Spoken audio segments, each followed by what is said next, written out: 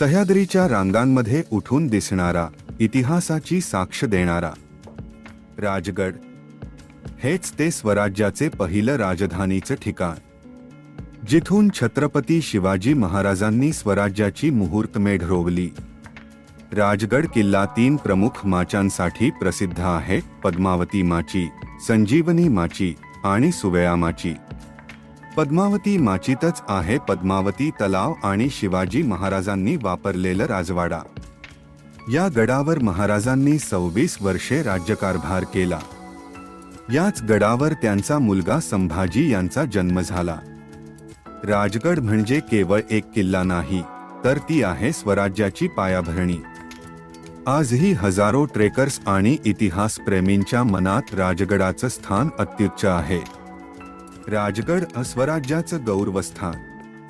एकदा तरी जरूर भेट द्या.